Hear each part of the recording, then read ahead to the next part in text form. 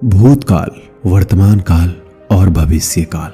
अक्सर इंसान इन तीनों में से भूतकाल और भविष्य काल में अधिक जीता है, या जो उसने खो दिया है उसकी चिंता करता है, या अभी तक नहीं मिला है उसकी चिंता करता है, पर कभी भी अपने वर्तमान को सही रूप से नहीं जीता है। भूतकाल आप बदल नहीं सकते और भविष्य काल तभी बदलेगा जब आप वर्तमान को सही रख पाएंगे।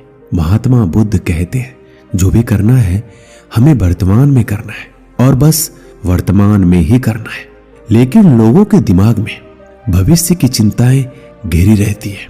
आज इस वीडियो में एक कहानी मैं आप लोगों को सुनाऊंगा, जिसे सुनने के बाद आप जागृत हो पाएंगे और भविष्य की चिंता से मुक्त हो पाएंगे। रिदमपुर नामक एक गांव था। उस राज्य का शासक था उर्नासेन। उस राजा की एक पत्नी भी थी। उसका नाम था शीलावती। देखने में वो बहुत सुंदर, सुशील और समझदार थी। वो बड़े ही शांत स्वभाव की थी और राजा के हर काम में हाथ बटाती थी। लेकिन फिर भी राजा उससे खुश नहीं था। राजा को ये लगता था उसे अपने जीवन में कुछ ऐसे फैसले लेने पड़ते हैं जो उसे पाप करवाते हैं। वो हमेशा ही सुख की खोज में लगा रहता ताकि उसके पाप कम हो सके। इसलिए उन्होंने कई तरह के अनुष्ठान भी करवाए, लोगों को दान दक्षिणा भी दी, लेकिन फिर भी उनका मन हमेशा व्याकुल रहता था। फिर किसी दिन उस राज्य में श्रावस्ती से एक व्यापारी मंडल व्यापार करने के लिए आया था और वह व्यापारी मंडल बुद्ध का उपासक भी था। वो बुद्ध की कही हुई बातों को अपने जीवन में उतारता था। बुद्ध की लगभग सभी शिक्षाओं को लोगों तक पहुंचाता था। जब व्यापारी मंडल उस राज्य में पहुंचा तब ये बात राजा को पता चली। फिर राजा ने उस व्यापारी मंडल को अपने राज्य दरबार में बुलाया और उनसे कहने लगा, आप लोगों से मैं आपके राज्य श्रावस्ती के बारे में जानना चाहता हूँ। वहां के राजा, उनके देश धर्म के बारे में जानना चाहता हूँ, और आप किसके अनुयायी हैं और आप किसे अपना गुरु मानते हैं, हम ये भी जानना चाहते हैं। राजा की ये बात सुनकर वह व्यापारी उनसे कहता है कि राजन, श्रावस्ती में सम्यक बुद्ध प्रकट हुए हैं। उनके ज्ञान से चारों दिशाएं प्रकाशित हो गई है। लगभग जो भी लोग उनके पास जाते हैं उनके सभी प्रश्नों के हल मिल जाते हैं। हम आपके पास जो कुछ भी बताने आए हैं ये सभी बातें बुद्ध की कही हुई है। बुद्ध का एक संघ है और बुद्ध के द्वार हर इंसानों के लिए खुले हुए हैं। इस दुनिया में जो भी व्यक्ति स्वयं को जानना चाहता है, सत्य को पहचानना चाहता है, वह बुद्ध के संघ में शामिल हो सकता है। उन्होंने हम सभी लोगों को, हम सभी संसारियों को सुख का रास्ता दिखाया है, हमें दृष्टि प्रदान की है। उनके ज्ञान को अपनाकर हम अपने भीतर सुख को पहचान सकते हैं। व्यापारी की बातें सुनकर वो राजा कहता है, क्या बुद्ध हमें सुख दे सकते हैं?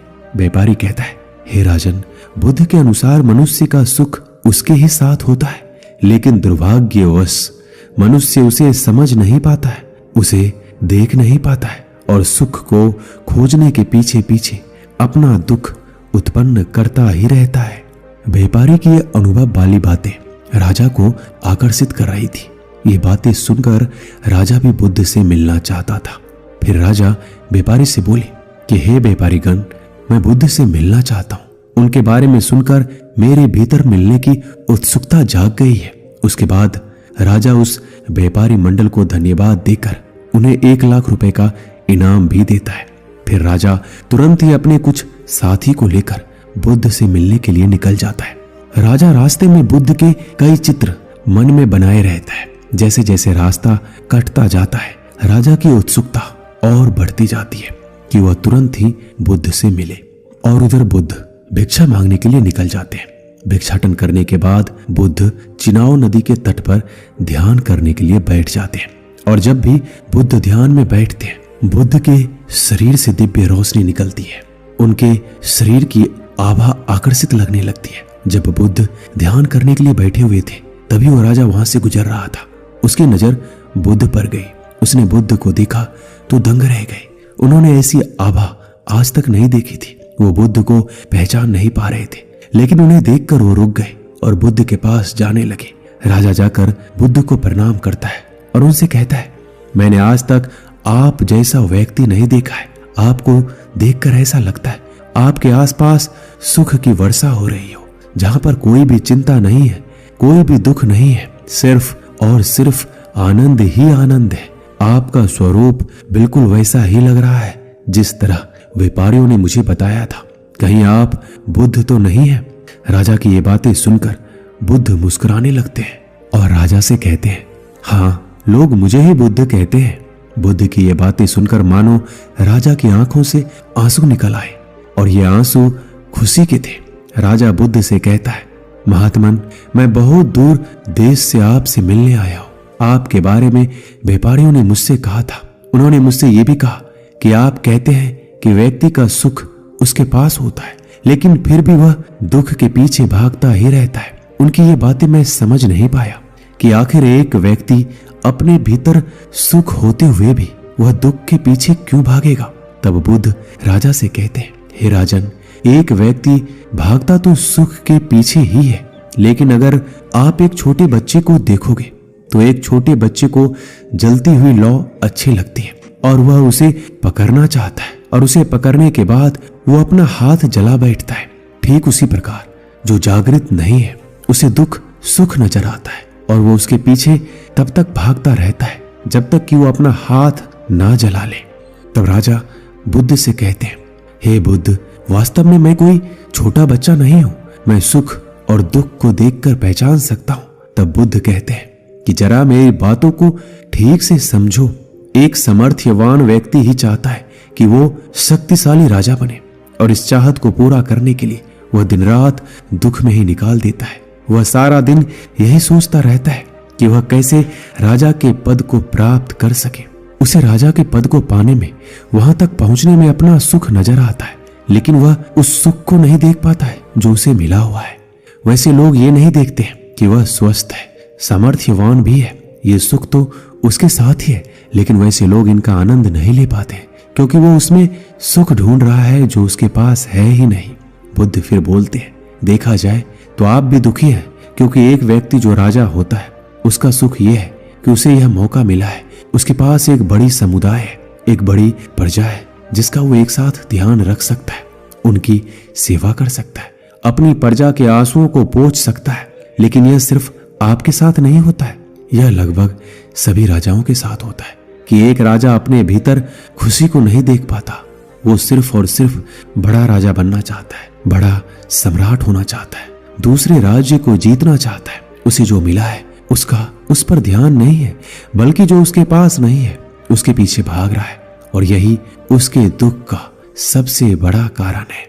फिर बुद्ध राजा से कहते हैं, हे राजन, तुम भी सुख के पीछे ही भाग रहे हो, और ये सुख के पीछे भागना ही तुम्हारे दुख का कारण है, क्योंकि इसके पीछे भागते भागते तुम्हारे पास जो सुख है तुम उसे देख नहीं पा रहे हो। बुद्ध की ये बातें सुनकर राजा की आंखें खुल गई, उनकी सारी शंकाएं दूर हो गई। वो तुरंत बुद्ध के चरणों में गिरकर बुद्ध से प्रव्रजया के लिए प्रार्थना की, और बुद्ध ने उसे प्रव्रजया की अनुमति भी दे दी। राजा के साथ उनके जितने भी साथी थे सभी लोग प्रव्रजित हो गए। फिर यह बात राजा की पत्नी को पता चली, वो तुरंत अपने दासियों के साथ श्रावस्ती के लिए निकल जाती है। वो लोग भी बुद्ध के दर्शन करके उनसे सन्यासी जीवन ग्रहण होने के लिए अनुग्रह करने लगती है। फिर बुद्ध के अनुसार रानी और उनकी दासियां भी सन्यासी जीवन ग्रहण हो जाती है। उस दिन के बाद राजा को ध्यान साधना में आनंद आने लगा था। राजा लगातार ध्यान करते थे, साधना करते थे, और अनंत सुख की प्राप्ति होने लगा। राजा अक्सर यही शब्द कहा करते थे, मेरे सुख अहो सुख। और ये राजा की बात जब भी कोई सुनता तो लोग यही कहते कि राजा अपने पुराने काम भोगों के सुखों को याद करके ऐसा बोलता है। कुछ लोगों ने ये बात बुद्ध को भी कही, अपने पूर्व के राज्य सुखों को याद करके ऐसा बोलता है। तब एक दिन राजा बुद्ध से कहते हैं कि हे बुद्ध, आप तो मेरे दिल के हर बात को जानते हैं कि मैं ऐसा क्यों कह रहा हूं। तो बुद्ध अन्य भिक्षुओं को संबोधित करते हुए बोलते हैं कि मेरा पुत्र अपने पुराने राज सुखों को याद करके ऐसा नहीं बोलता है, बल्कि उसके भीतर जो धर्म के रस का उदय हुआ है उसके आधार पर अपने सुख को देखकर कहता है। इस दुनिया में हम सभी लोग जन्म होने से लेकर जन्म होने के बाद चलना और दौड़ना शुरू कर देते हैं।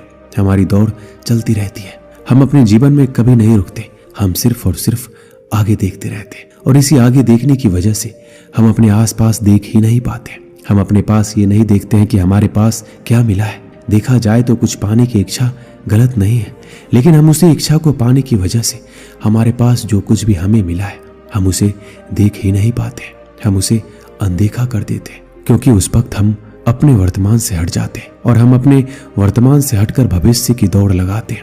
लेकिन एक बात याद रखिएगा, आपका भविष्य तो भविष्य में ही रहेगा, वह कभी वर्तमान में नहीं आ सकता। यहाँ पर बुद्ध ये नहीं कहते आपको अपने भविष्य के लिए तैयार नहीं होना है, आपको अपने भविष्य को सोचकर उदास बैठना है। बुद्ध ये कहना चाहते हैं कि आप अपने जीवन में जो भी काम करें वर्तमान में करें, क्योंकि वर्तमान ही आपके हाथों में है, ना कि भविष्य। और वर्तमान में आपकी सोच जैसी होगी, आप जैसा काम करेंगे, आपका भविष्य भी वैसा ही बनता चला जाएगा। जब भी बात वर्तमान की आती है तभी जागृत की बात आती है।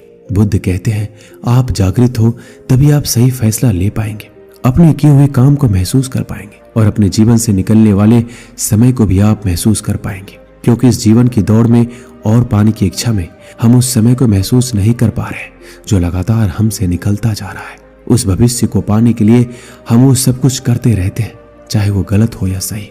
इसलिए अपने जीवन में जागृति को पैदा करो, जागरूक रहो हर वो काम को लेकर जो आप वर्तमान में करते हैं, क्योंकि अगर देखा जाए तो वर्तमान को बनाने से ही भविष्य बनता है, ना कि भविष्य को बनाने से वर्तमान। वर्तमान में ही सुख है, आप उन सुखों को देखो, उन सुखों को महसूस करो और वर्तमान के अनुसार काम करो। दोस्तों, इस वीडियो में बस इतना ही। मिलते हैं अगली वीडियो में। अपना ख्याल रखिएगा। धन्यवाद।